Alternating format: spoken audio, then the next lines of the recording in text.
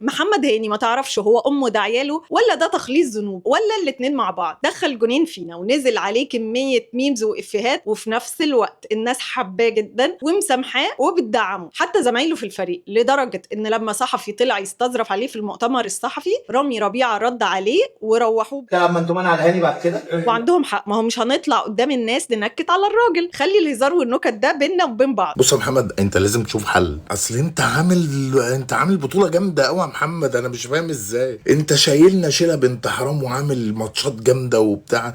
لازم تشوف حل. لما ترجع روح لماما، لخالتك، لعمتك، اللي هي الناس اللي بتبقى عارفه الواد في حاجه. لازم نعرف ماله بقى، يحطوك في ميه بخل بملح بتاع. ايه ده؟ هقول لك تاني ايه؟ تاني يا زكي. محمد يا هاني، انت عامل كاس عالم عالمي، هو ده يعني سوء توفيق، بس هنعديها. والآن سوف أسدد ضربة النمر التي لا تصد ولا ترد. يا إلهي أنت تصوب علي، أنا معك في الفريق. لا يوجد اليوم حارس غيرك يا رعد. سوف نلعب جون مشترك. انت ايه حكايتك؟ قول لي ايه حكايتك؟ مفيش دم. محمد هاني اعدل دماغك يا بابا. لو عايز اعدل تشاسيه روح عند ميكانيكي، ولا روح عند لو بيعدل العفشه يعدل لك دماغك كده شويه، يعني بدل ما تعمل كده طلع كده. ما هي يعني ايه تعمل ماتش على دوكو وتكسر الدنيا في دور المجموعات وتيجي تجيب جون في نفسك؟ براوغ. استراليا طبعا قعدوا مقفلين علينا وضاغطين علينا. محمد هاني قال لهم استنوا انا عندي الحل، ثانيه واحده من عينيا.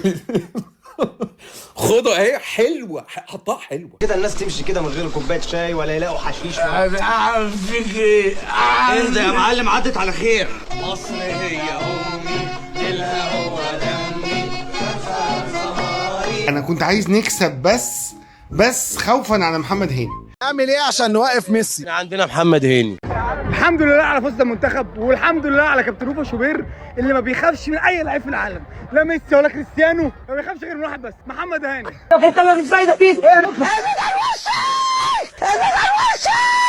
والله يا عالمي لعب بطوله حلوه جدا، بس احنا بنهزر معاه. ده كان من باب الهزار والضحك مش اكتر. محمد هاني كتب عبارة من أروع ما تكون بعد المباراة. كتب وما زال في الحلم بقية. فرد داري مش بنحني، انتوا كلامكوا ولا عزني، زمان عمره ما يهدني، عيوني بتشوف اللي يهمني.